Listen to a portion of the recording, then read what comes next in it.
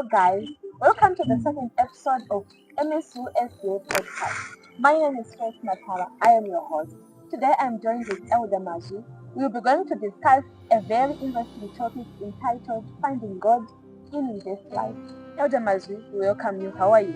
Thank you. Good day, Faith. I'm happy to be here. So can you explain to us briefly what does it mean, or what are we going to be discussing about when we say finding God in university life?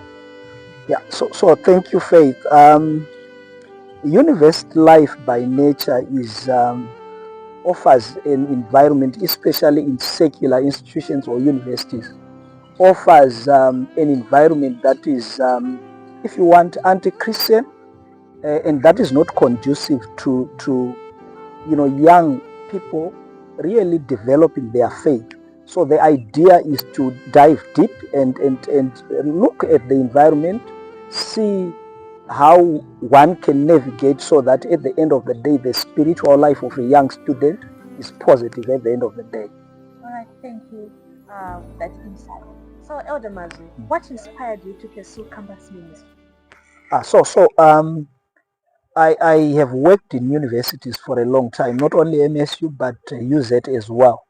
And my experience, as I've said in the intro, is that the university social order or construct, it provides a lot of challenges for students. And at the time when I joined universities, there was no structure to support students.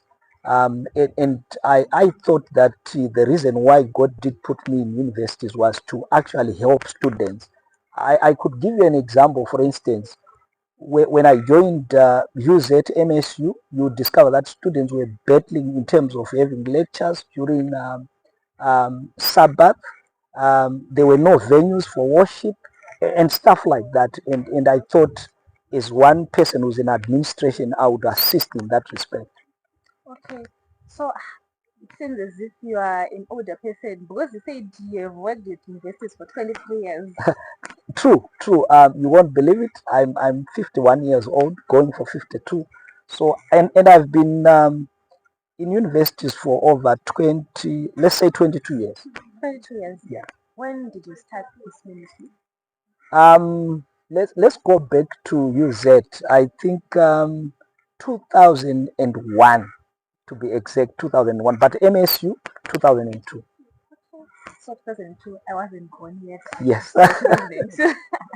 Okay, so what are some of the challenges that you saw students encountering during your time? Maybe start from UZ and MSU and all the universities that you have been working with. Okay, thank you. I think the major challenge, one of the major challenges that students face is identity crisis. You are young, Yes. you are moving from a situation where high school experience, where there is uh, external governance, external discipline from parents, from teachers, headmasters, and staff. You are moving into a university setup where there is very little external discipline, there is very little external governance. You now have to govern self.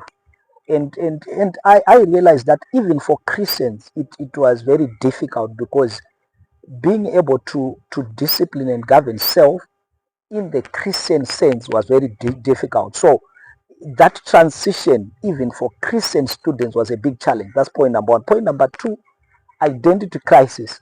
I must say that a university setup is a setup where you then get to meet different identities and different options to choose from.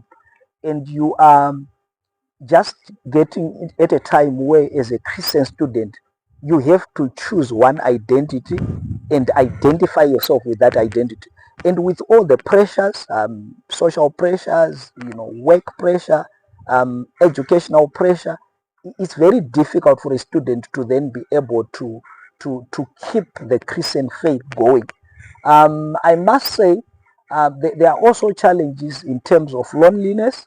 Um, for Christian students, like I indicated, the university social order is not exactly um, reliable, and it doesn't support, as it were, our Christian life. Yes, yes. So you then have a challenge where you might find yourself isolated because most people are secular in nature and their habits and their practice is secular. So you might find yourself very lonely to an extent. So those are basically some of the challenges that I can talk of the car. Yeah, that's very true. I also remember before I came here Yeah. back at home, on Saturdays, our parents used to force us to go to church. They'll be like, wake up, it's Sabbath, you need Yes. to go to the Sabbath school. But then when you come here, you're all alone. You're the one who's supposed to wake yourself up so that you go and attend services. So, indeed, those are the challenges that us as students face during our university life. So, did you maybe find something or alternative solutions and programs that helped to maybe to tackle that challenge? Yes. I think the social environment, the the environment in general. I want to say universities are quite different, especially secular universities, because on one hand you have even lecturers who slight or totally downplay Christianity, for instance, and you look up to these guys. You are sometimes forced. I must say, for most young students, they are either forced to defend their faith, Mhm. to be quiet, or to even doubt or question their faith. You That get the point? reminds me of Yeah, something. yeah. I've heard some people complaining that their lecturers were requesting them to come to lectures on Saturdays.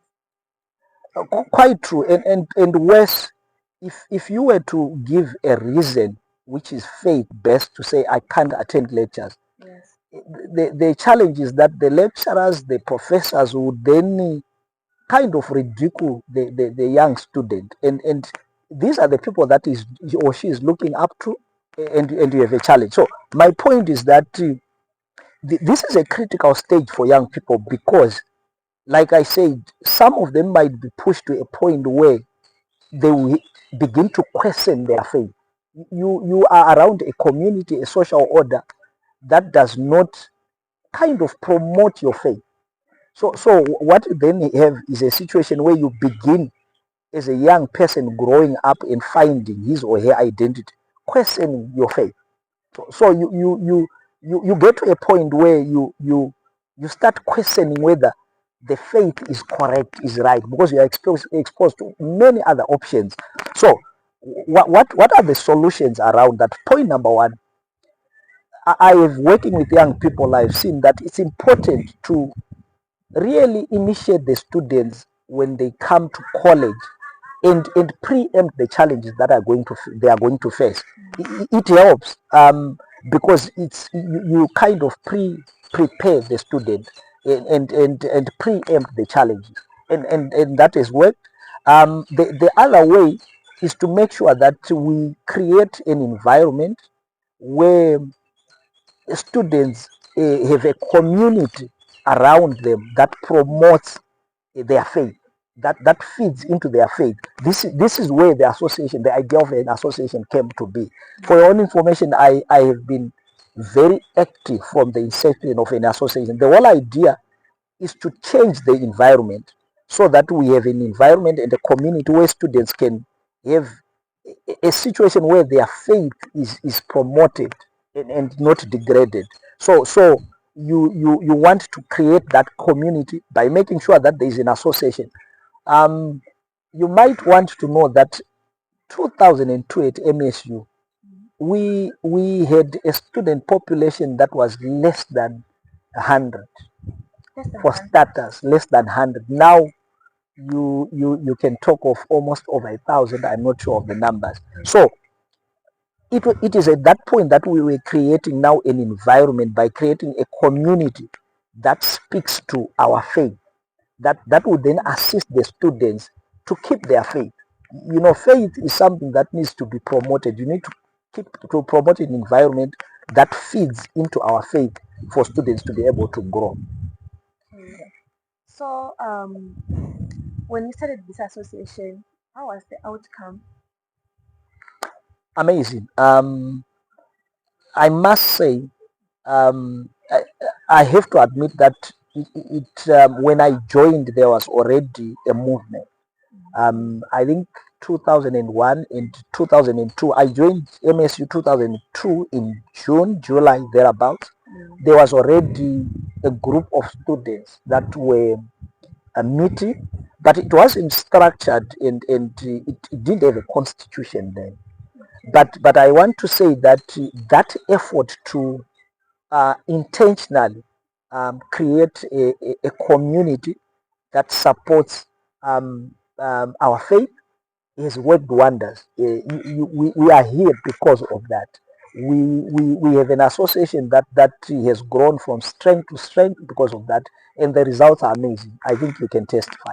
Yes, I can testify. I joined the association last year, and since last year, we've been enjoying the association, Okay. and we've been uplifted spiritually, Okay. even socially.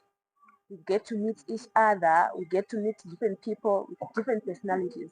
So I think it was a really good initiative Thank for you. us. Thank So, Elder, since our topic is entitled Finding God in University Life, you. Mhm. so what are some of the practical advices that you can give to students who want to deepen their relationship with God or their faith? Thank you. Yeah, I think um, quite a number of steps or yeah steps that can be taken. I think the first one is to practically make sure that you have the right friends around you if you are a student, if the intention is to deepen the relationship. Remember, creating a relationship with God should be very intentional. It's something that we have to work towards. We have to make an effort to do that. So I think the first thing is to make sure that you have the right friends around you. It's part of what we talked about, creating a community, the right community around you. So you need to have the right friends, so to speak. I would suggest also as number two that one has to make sure that he or she participates in any worship or prayer gathering. Very critical.